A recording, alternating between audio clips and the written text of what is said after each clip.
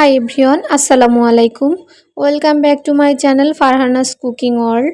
আজ আমি তৈরি করে দেখাবো চিকেন চাপ।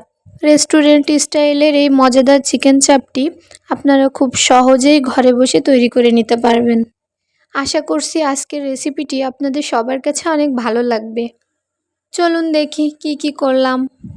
চাপটি তৈরি করার জন্য আমি একটা মুরগির হাড় ছাড়িয়ে মাংসটাকে প্রসেসিং করে নিয়েছি। আর এখানে আমি চিকেনের ব্রেস্ট পিস এবং লেগ পিস দুইটাই নিয়ে নিয়েছি।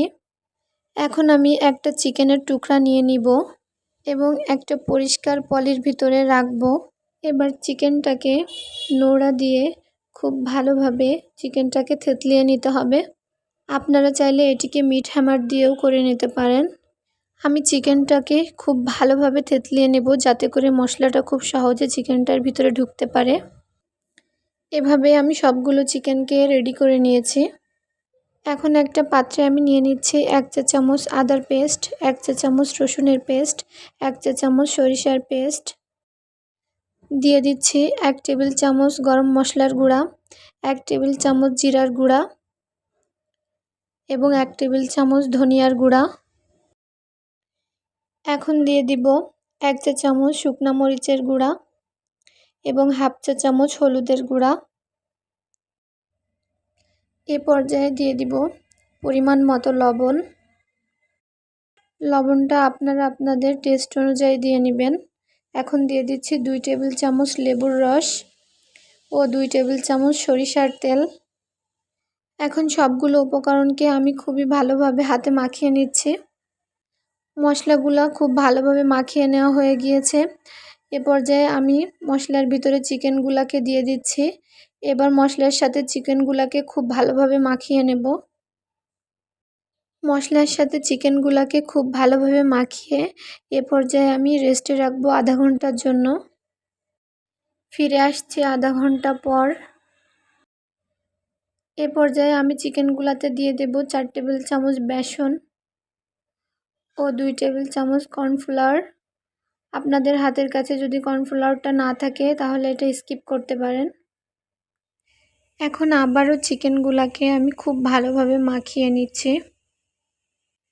চিকেনগুলো আমার খুব ভালোভাবে মাখিয়ে নেওয়া হয়ে গিয়েছে। এ পর্যায়ে একটি প্লেটে আমি এটিকে উঠিয়ে রাখছি।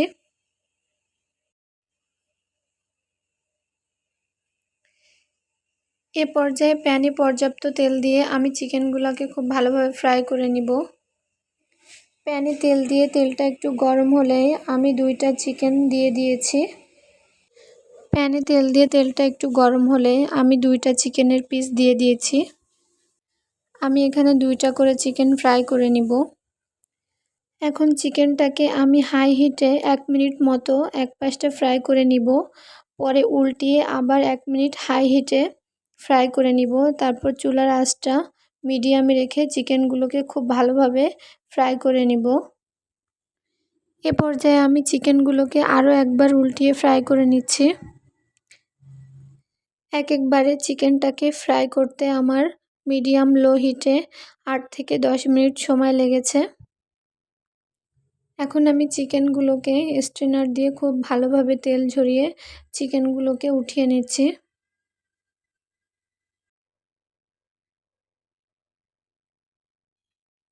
চিকেনগুলোকে আমার উঠিয়ে নেওয়া হয়ে গিয়েছে। এ পর্যায়ে পরবর্তী 2টা চিকেনও আমি একইভাবে ফ্রাই করে নিব। সবগুলো চিকেনের পিস আমার ফ্রাই করা হয়ে গিয়েছে এবং সাথে সাথে আমার চিকেন চাপগুলোও তৈরি হয়ে গিয়েছে। এখন আমি চাপগুলোকে একটি সার্ভিং প্লেটে পরিবেশন করে নিব।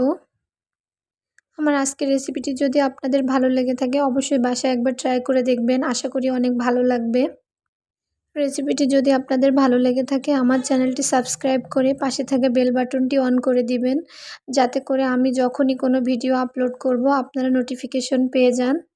রেসিপিটি বেশি ভালো লাগলে ফ্রেন্ডস অ্যান্ড ফ্যামিলির সাথে শেয়ার করে দিবেন। সবাই ভালো থাকুন, সুস্থ থাকুন, আমার জন্য দোয়া করুন। আল্লাহ হাফেজ।